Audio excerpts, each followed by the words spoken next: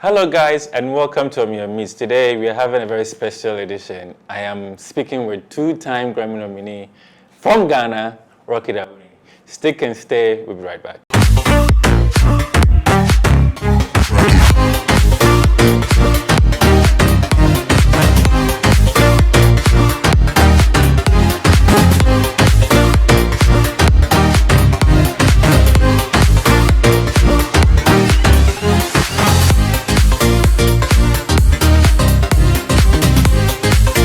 So, welcome back.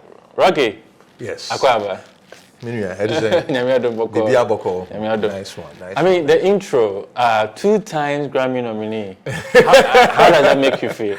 You know, the word two times, sometimes it's almost a mouthful for me, you know. But, you know, the thing is that when you're a musician and you work hard and you are always looking for, you know, people to embrace your music, because everybody, no matter where you come from with your music, you want wider acceptance.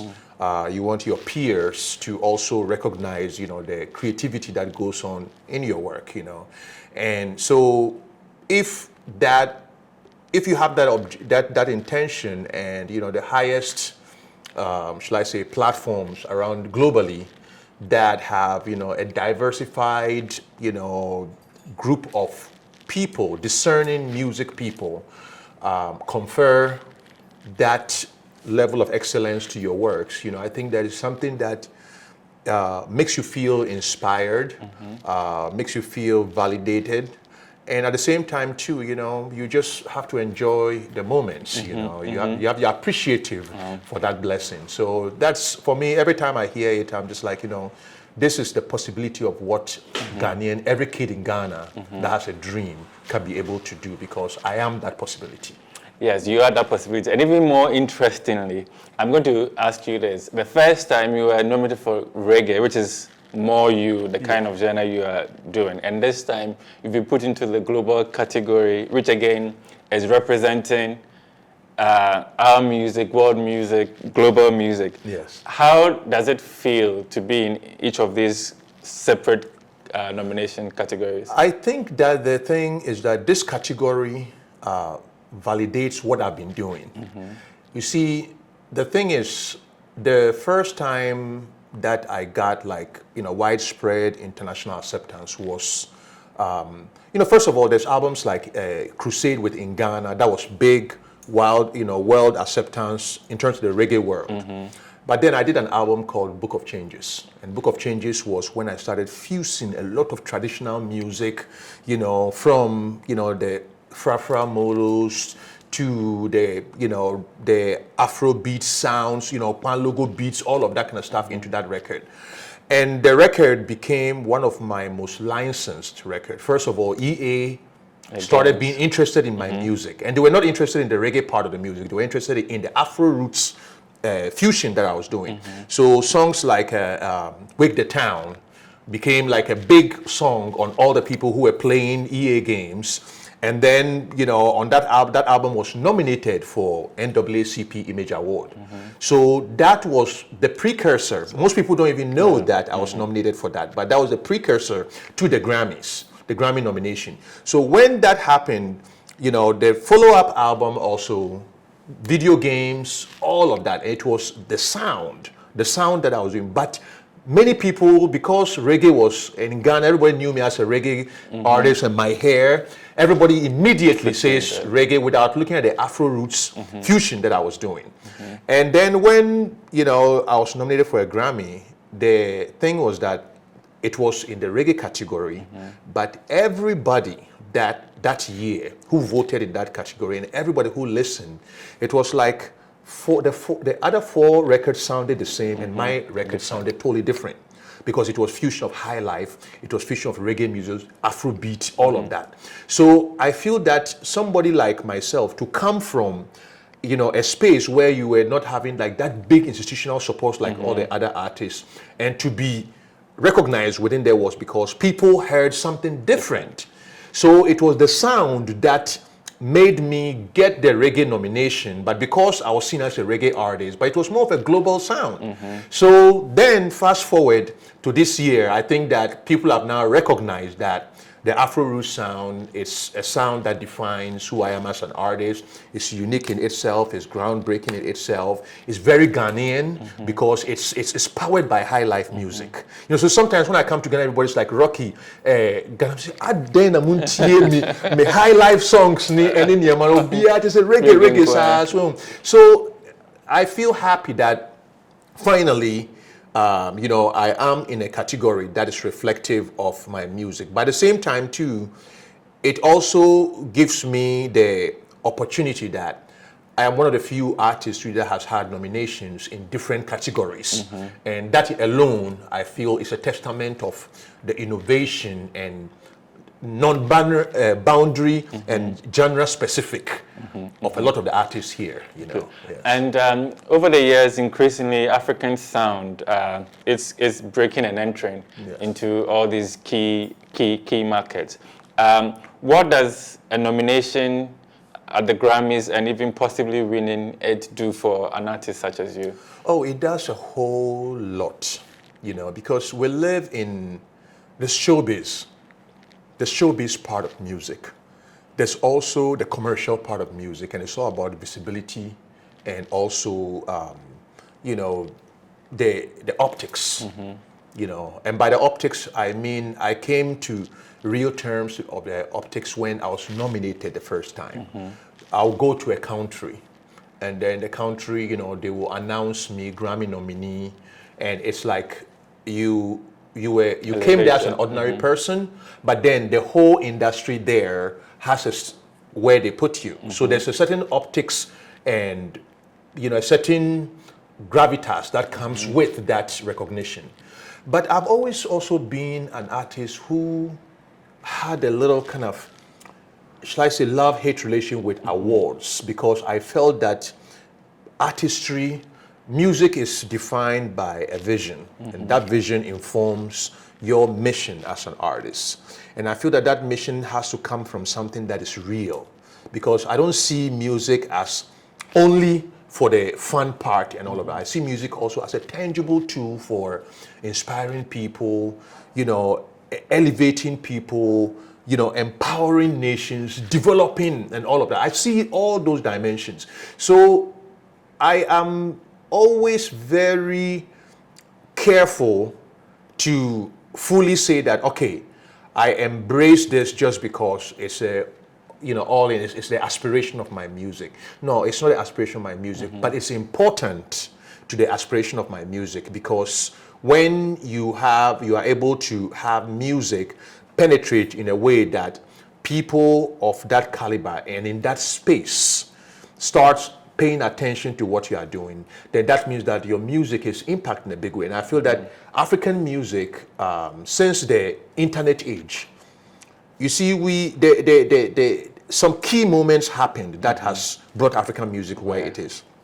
Just because we were, apart from being a musician, I also had a club and a promotional thing for African music in LA, because when I felt that my music was not finding its way, I created a club, I created a means by which I could project my music to circumvent the gatekeepers. And the gatekeepers were always the record labels and the radio and all of that. You had to be signed with a record label, which was in that market, probably a management firm from that management, a booking agency from there, before you are even programmed on the radio.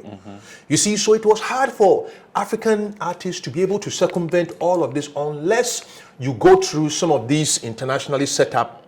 Then the internet came. With the internet, it just totally came and disrupted, as the disruptions were happening for everything, the music industry too, because a music executive can wake up in the morning and click Ghana and see the music that is trending in Ghana and listen to a Ghanaian artist who's just breaking out by his first song. But the following evening time, that artist is known all over the world. So it allowed us to be able to now push our music right to the doorsteps of the world. And I feel that that has also, that started seeding the acceptance.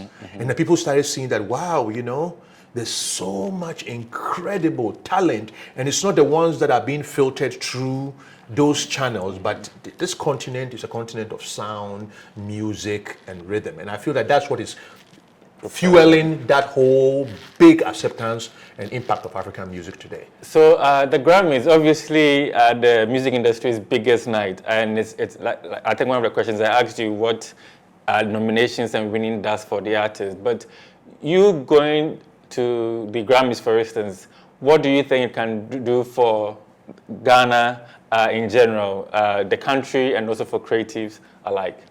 I think first of all, even when the day that it was announced, it was on every major channel globally, everywhere around the world. And just next to my name was the flag of Ghana, so all of a sudden our music is spreading everywhere. And then I also know that, musicians, we're ambassadors of our country. We're the curators and purveyors of the culture. That's why I believe that when we are fully representative of our culture, then it tells a better story of who we are. Like, I used my last nomination. I remember, walking on the media that was there was asking, they thought it was like one of the designer names that did my jacket, because everybody loved it. But it was designed by Elike. And this one too, I have a few Ghanaian designers too who are making my clothes. So I also use it as an opportunity to also push Ghanaian fashion and also Ghanaian designers, because I feel that, we are conduits for everybody that comes to our country to come and invest, to come and see our country from our concerts. It's an intangible aspect of our national development. The amount of people who through this exposure and through concerts will think about coming to experience Ghana just because they experience our music is immense, but it cannot be quantified. But through that, we are able to spur economic development in so many dimensions. So this is a big thing for us and an important thing. And it's also a means for us to recognize the value of our art, because our culture is our primary driver. And I think that if Africans recognize that our nature is where the world is trying to reach, because our music has informed the whole world, has become billion-dollar industries for so many different countries, and we come with the authentic aspect of it, then we have to know that if we put our focus on this could be billions, bring billions and billions of investment and people into our national development. So, you talked about doing things your own way, putting out records, albums, to the point where you get your first Grammy nomination, and now you're even getting your second Grammy nomination. What kind of support have you received from the industry itself, in terms of maybe you are now signed on to some label or whatever, and then also support from the country? Perhaps knowing that you're the one who is at least representing us on this sort of global scale. Yeah, the thing is that when it comes to support, support, you can always get more. That's I feel that gradually, the support has increased, and I felt also that I felt like the tip of the spear. You go and then create the pathway and then lay the path where everybody can pass. So a lot of times, you have to some extent prove yourself. So I felt like that was the test that I was going through, and also because I was fiercely independent. So a lot of times I was just like, I want to do things my own way. I felt, when I decided the independence aspect, because from the onset here, there was, because my music was geared towards reggae music a lot, it was very hard for me to find the producers here who shared the vision that I had. And a lot of them wanted either I did something that is pure, like high life and that kind of stuff, for the support.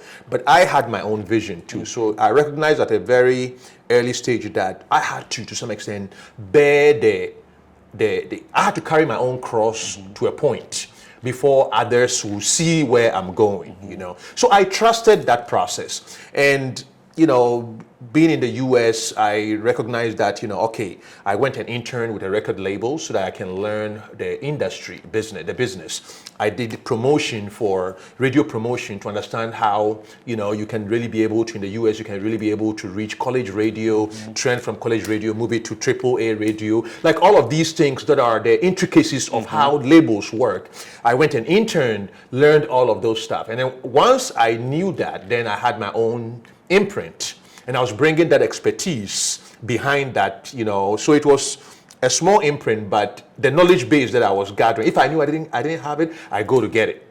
And so I was being able to push my music, first of all, in terms of being able to distribute my music, record it, get the quality that I wanted, because I was like, it doesn't matter whether you are a major label or small label, it's about the music. So I will invest into the sound, invest into the creativity, try to get as good a quality as anywhere, so that when the product is out there or the music is out there, it's played among whatever is out there without anybody saying, oh, okay, this is the relationship, So being independent was like my pathway. And then along the way, I recognized that, certain times you needed bigger muscles. So you would do, like, let's say, licensing deals or partnership deals with certain labels, which I did with certain albums. And then also on the national level too, in terms of the support. The support has always been there, but I always wanted it to be on a level where I felt that, like, hey guys, I have a vision, I'm putting everything I have, so can you all also see this? Because it's not for me alone. We need to breach this wall. It doesn't matter who is doing it, but I am out there, and I'm willing to be that sacrificial lamb for that to happen. So let's go. But a lot of times it's very hard to sell that dream. So sometimes I know that in the past I've, complained a lot in terms of the support for, even the first nomination, there was a lot of support, but it was not as I expected. And then with this one too, there's been a lot of support, and institutionally, there's a lot of support to coming in, organizations, when I was, the nomination came, the Minister of Tourism, tweeted it. There was all of this activity that was going on. A lot of the blogosphere, the reception was different this time. Everybody was pushing and promoting. GIPC, came also and has been very instrumental and supportive of all the things that I've been doing in terms of heading out to the Grammy. And I feel that there's a sense of, that let's own this. It's ours, regardless of what the outcome is. Is that we have 2 nominations, and having 2 nominations mean that we are there. So eventually that win is going to come one way or the other, whether now or deferred. But we want it now. So but it's also to show all of our artists that what. There's no other music that's higher than what we are doing here. So it's time for us to move forward with it. Great. And to wrap up, let me ask you, what do you think about the other nominees in there, and do you think you can steal it from them? The thing is that in life, everything is a level playing field. There are others who are coming with more, shall I say, resources behind them. Others who are coming with certain longevity of recognition, and I respect all of that, and I honor all of that, and I'm very privileged, to share that space, and I feel also that it's also a year to that more than ever, more African artists. So this is a very pivotal year. So already for me, it's a victory for Africa. So I'm already living in the victory, and I feel that, for me, living in that victory is also a manifestation of that victory. So, it's in God's hands, as we say. Fantastic. Yes, we wish you all the very best, safe travels, and hopefully some of us will be there to support you whichever way necessary. Thank you guys for sticking with us. Make sure you hit the subscribe button and come back for more. Bye-bye.